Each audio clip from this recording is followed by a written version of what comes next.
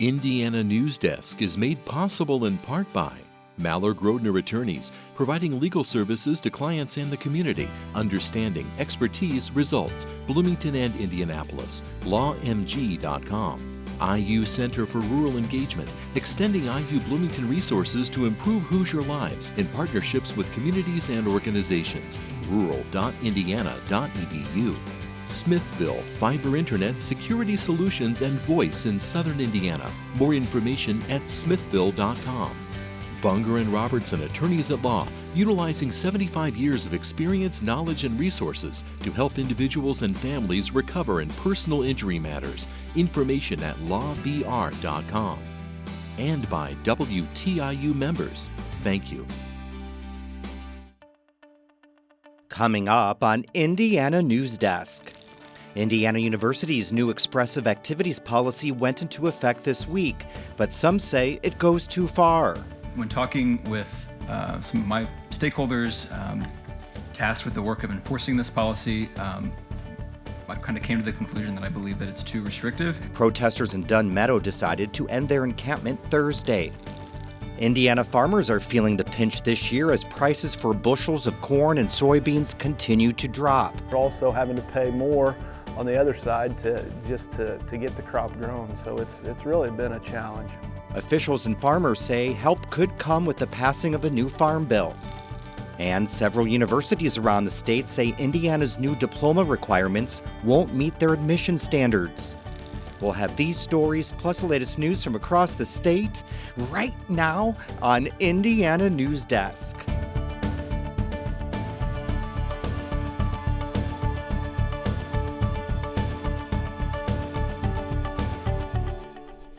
Welcome to Indiana Newsdesk. I'm Joe Wren. The Indiana University Board of Trustees passed a policy Monday that changes the rules for expressive activities across all IU campuses. It's been rewritten after feedback, but as Ethan Sandwise reports, the community is still split on whether it protects speech or keeps people safe. The Board of Trustees' desire for a new policy dates back to June, following clashes between the university and a pro-Gaza student encampment in Dunn Meadow. Administrators described the camp as a safety risk, which is one of the reasons why it invited state police to clear it in April. Administrators believe camping isn't a protected form of speech, and the new policy reflects that. But we have to be able to be nimble, we have to be reasonable, and we have to be smart about what we're doing, because we're dealing in a situation where you have people who are trying to counter all of this. The policy requires at least 10 days advance permission to erect structures like tents. It prohibits expressive activity within 25 feet of a building's entrance and outside the hours of 6 in the morning and 11 at night. Several trustees tried without success to soften the policy. When talking with some of my stakeholders across campus, students, faculty, staff, some of the folks that are tasked with the work of enforcing this policy, I kind of came to the conclusion that I believe that it's too restrictive. Trustees and administrators justify the changes using findings from a report by Cooley LLP, a law firm President Pamela Whitten hired to investigate the protests in Dunn Meadow. But as law professor Steve Sanders points out, they'd been talking about that change for months. That was before Cooley was even hired. So, if you press on that point too much, I think a reasonable response is, well, it sounds like Cooley's just validating what you wanted to do anyway. IU General Counsel Anthony Prather asked students, staff, and faculty for feedback on the policy draft. He said his office received over 200 pages of input, and it released a toned-down version last Friday. There were significant changes made either because of that feedback or maybe other lawyers looked at it or something. But I do think it is a better policy than the first sort of sloppy, I think, version of it was.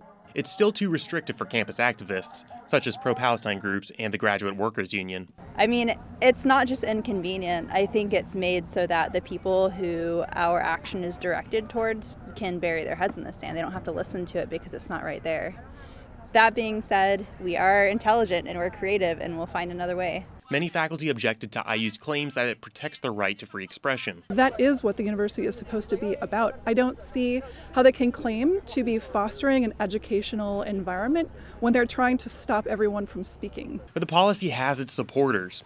IU faculty and staff for Israel released a statement this week in favor of the rules and the process by which they were created. The expressive activity policy is a first step to creating a new framework that will allow lawful protest, but prevent lawless protest. Linkowski says that establishing clear and consistent rules will prevent haphazard enforcement of IU policy and ultimately ensure more orderly and respectful speech. That will give us a much better way to govern ourselves and to allow as much permitted expressive activity on campus as possible.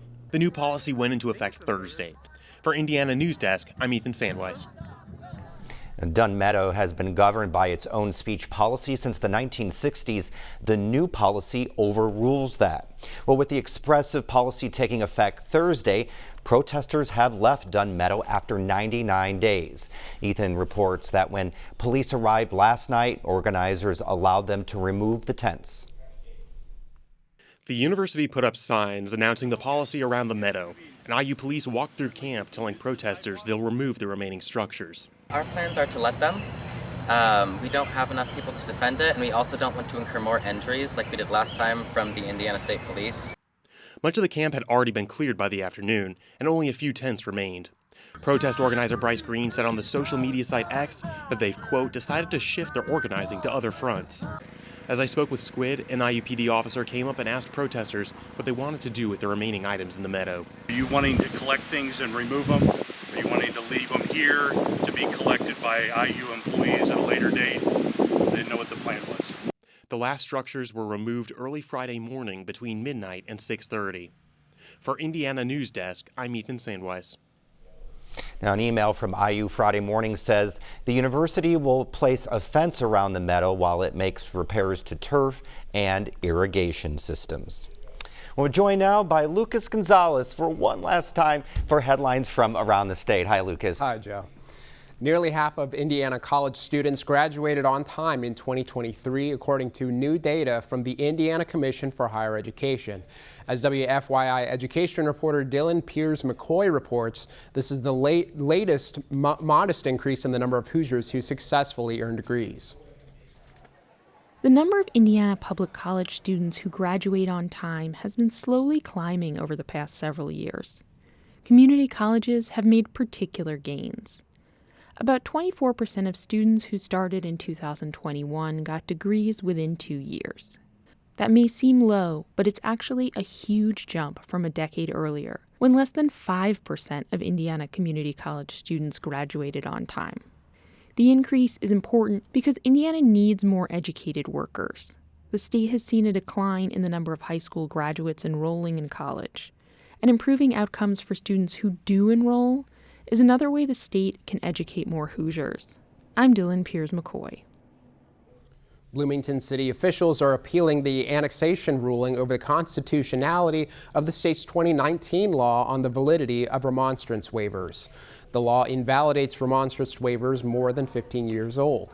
Landowners signed these waivers, giving up their right to challenge annexation by the city in exchange for getting connected to Bloomington's sewer system.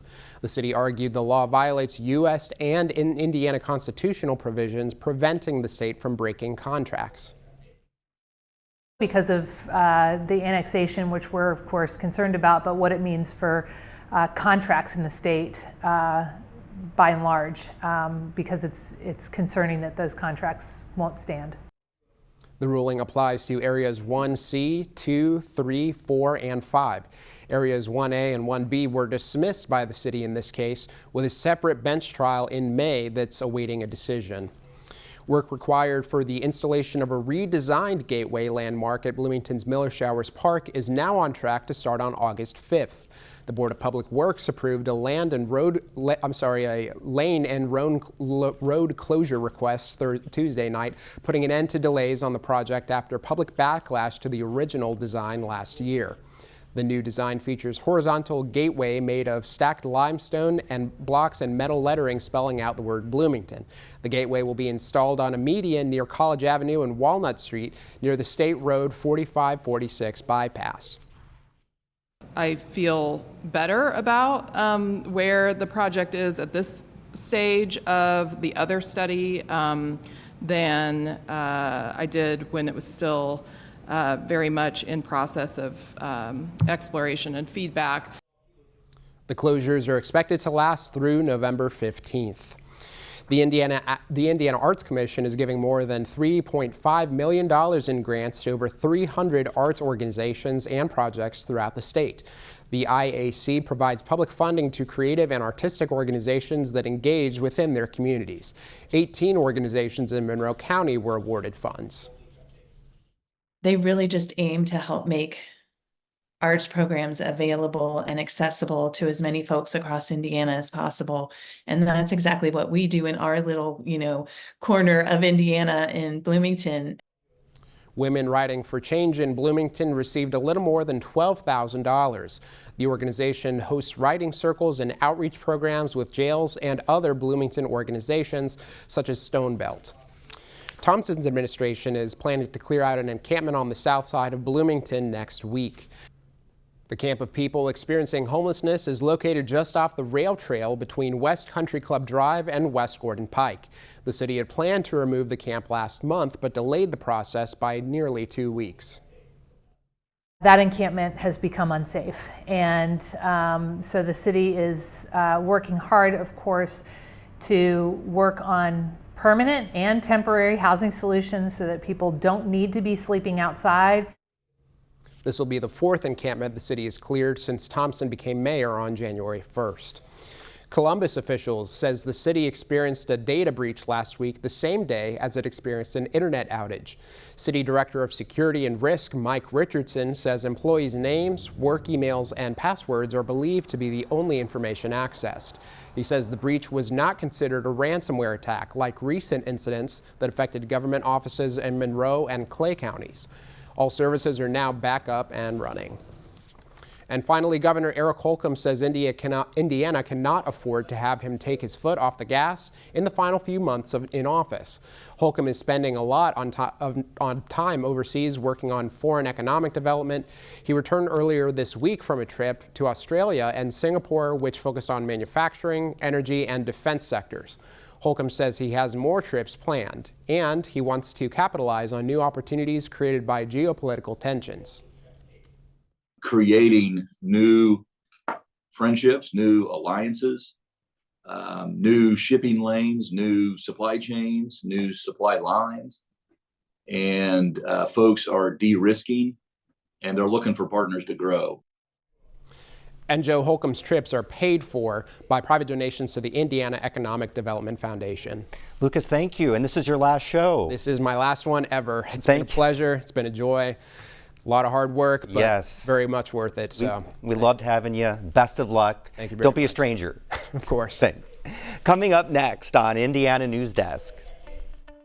Indiana farmers are struggling to break even as yields for bushels of corn and soybeans continue to fall.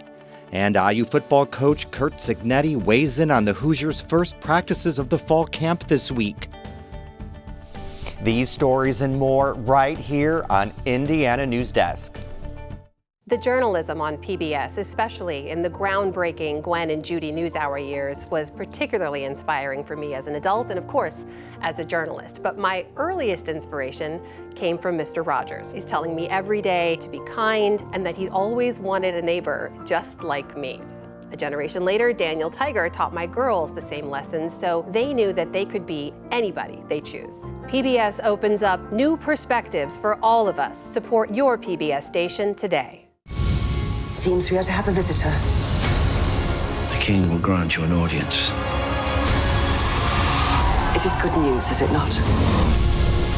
Now is the time for you to become the king you should be. I can't imagine a future without you in it. Can't you see what I feel for you?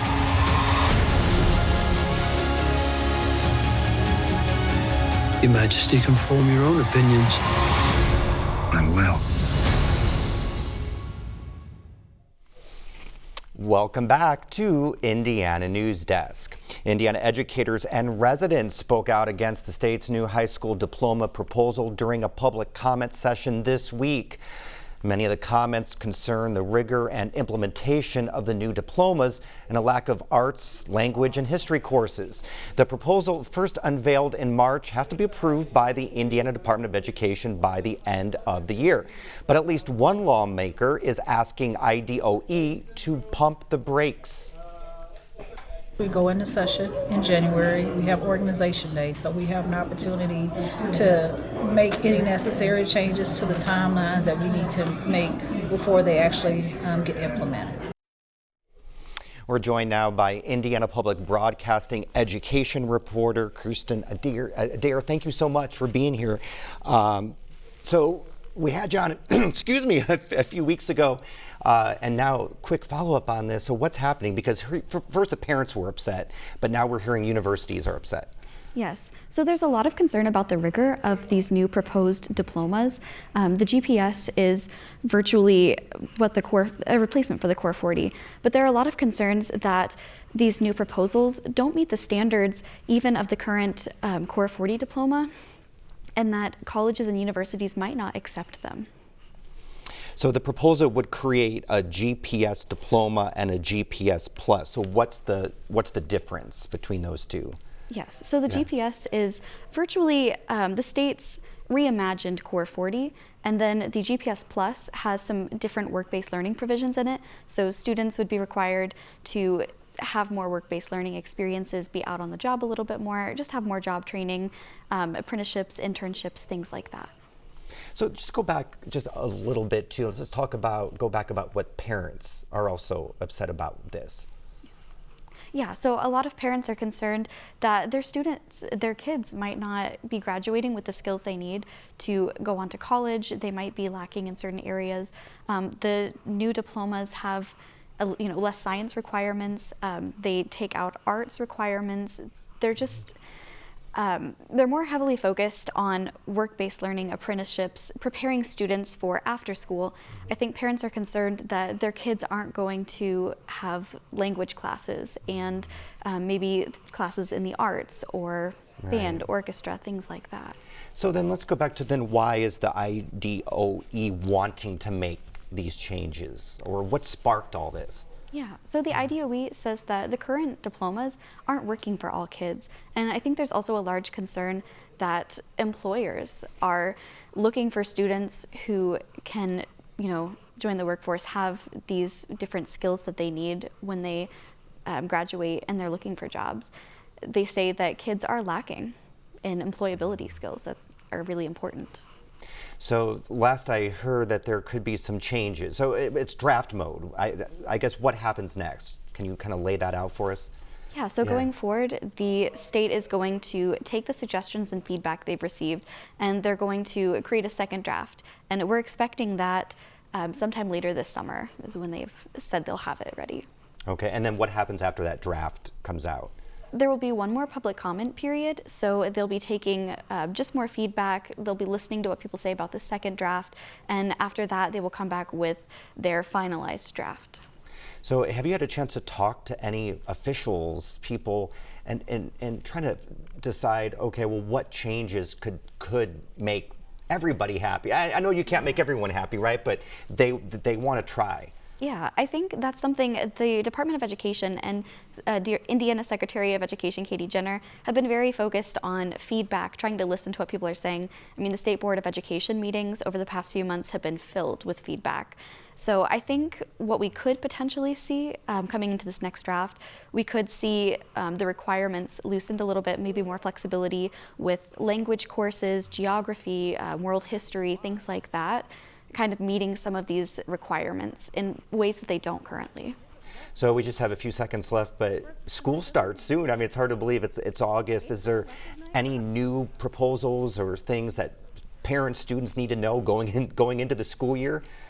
About these specific diplomas? Just in general. Oh goodness, there's so much. Yeah, there's so much. Yeah, there's so much. Mentioned too. Yeah, new legislation. I know there's been a lot of talk about the third grade retention.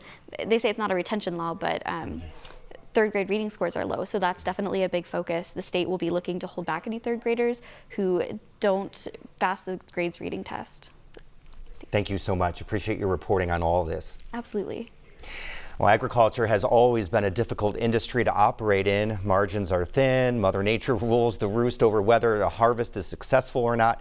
But this year, farmers in Indiana have had to contend with low market value of their commodities. Clayton Baumgart spoke with industry experts on the financial struggles facing farmers and why this year has been challenging. If you work in agriculture in Indiana, there's a good chance you work with the state's staple crops. We grow mostly corn and beans, soybeans here, about 2,000 acres of each. We do grow a little bit of wheat from time to time. We had just about a couple hundred acres of wheat out this year, and then we have a real small operation of some cows. And it's for good reason. The crops are easy to work with. They're some of the most thoroughly researched and understood agricultural products out there and have many applications. But corn and soybeans have run into some issues as of late, and it's causing financial strain on farmers around the state. Not only are we battling the low market prices where we're selling our product for way less than what it takes to grow them, but we're also having to pay more on the other side to get the crop grown. So it's really been a challenge. This year, the selling price of corn has hit a recent low. In 2022, corn was selling for $7.20 per bushel and soybeans for $15.70 per bushel. This year, corn averaged $4.35 per bushel and soybeans $11.50 per bushel, according to the USDA's National Agricultural Statistics Service. This, on top of already thin margins brought on by high input costs like pesticides and fungicide, makes it a challenge to operate a business. With the market being where it is, you might put off those decisions. Any sort of capital improvements, to our farm, we'll kind of put a pause on anything like that and really just basically try to survive and make it through until the market improves. Heavy rains and fair weather have actually had a somewhat negative effect this year as well. Moisture helps crops grow, but in high levels bring with them some concerns. But with moisture comes a lot of, bacteria, fungus, insects, things like that. So not only are we struggling to break even, but you got to throw more at it, more inputs at it just to get the crop to where it needs to be so you can harvest it. Last year, farmers had to contend with the exact opposite problem. Widespread drought conditions led to more breakage in the crop, but higher prices at around $6.80 per bushel made it a profitable year for those with fields that survived the heat. About 60% of the corn and soybean area last year was impacted by drought. This year, that same group, it's part of somewhere in the government, they pegged that about 10%. Big difference. There are a lot of other factors at play in the low prices affecting farmers. South America recently made huge strides in entering the global ag market by way of investing in technology and infrastructure upgrades. This has caused an increase in worldwide supply and a decrease in demand. As those investments get made in South America, and they will someday and continue, they're going to be a lot more competitive price-wise in the world market. So it is really a bona fide concern. And as land rents and taxes continue to increase each year, farmers still have to pay all the other bills that come with running a farm. Not only are they covering what I quoted was just inputs and land, right? So you have to pay the banker on machinery, and you have to pay overhead, and you also need to provide resources for the family. And so those margins are all getting tighter. Davis says, though, that consumers are unlikely to experience price changes at the grocery store from all these issues facing farmers in the immediate future. Most of today's corn and soybeans become syrups for processed food, ethanol, or feed for livestock. If consumers see any price changes, it'll be on the price of meat. There's a lag, but cheaper feed will help reduce some of the price in the meat case. This struggle is on the federal government's radar. On July 23rd, the House Agriculture Committee held a hearing titled Financial Conditions in Farm Country. In it, officials said that farmers nationwide could see a drop of nearly 25% in farm income compared to last year. With rising input costs and lower commodity prices, farmers and ranchers have worked through the liquidity and working capital they built up over the past few years at a more rapid pace than anticipated and are now beginning to leverage equity through refinancing debt. This has made agricultural bankers feel like they are looking over the cliff in regards to the agricultural economy. So what can be done to help the ag economy? Officials and farmers agree. Pass a new farm bill. I think that the farm bill, focuses on farm and nutrition title, but in reality, the farm bill is really a rural community bill. And so there's a lot of titles in the farm bill that will help support our communities and our auxiliary. The Farm Bill, which must be updated every 5 years, mainly serves as a food assistance bill for the majority of Americans. But it also props up farmers to be able to handle whatever Mother Nature or the market throws at them. Getting the Farm Bill passed and support for crop insurance is always huge. We got to have, when we get in bad years and have droughts and something like that, we got to have support and keep crop insurance funded so these farmers can survive through those bad years. For Indiana Newsdesk, I'm Clayton Baumgarth. Congress must sign a new bill by September 30th, or the previous version will extend into 2025. Indiana's football season officially kicks off Wednesday with the start of fall practice with first-year head coach Kurt Signetti and new quarterback Curtis Rourke. We have to improve in our consistency of performance. Play in, play out, rep in, rep out, day in, day out, week in, week out. Getting 11 guys doing what they're supposed to do at a high level every single play. Indiana opens the season August 31st against Florida International. That's the end of this program, but our work continues online as we cover the news throughout the week at WTIUnews.org. Have a great weekend.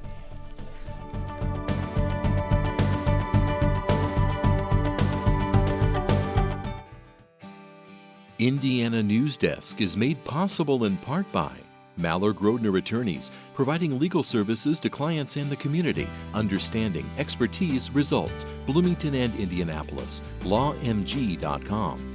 IU Center for Rural Engagement, extending IU Bloomington resources to improve Hoosier lives in partnerships with communities and organizations. Rural.indiana.edu. Smithville Fiber Internet Security Solutions and Voice in Southern Indiana. More information at smithville.com. Bunger and Robertson Attorneys at Law, utilizing 75 years of experience, knowledge, and resources to help individuals and families recover in personal injury matters. Information at lawbr.com. And by WTIU members. Thank you.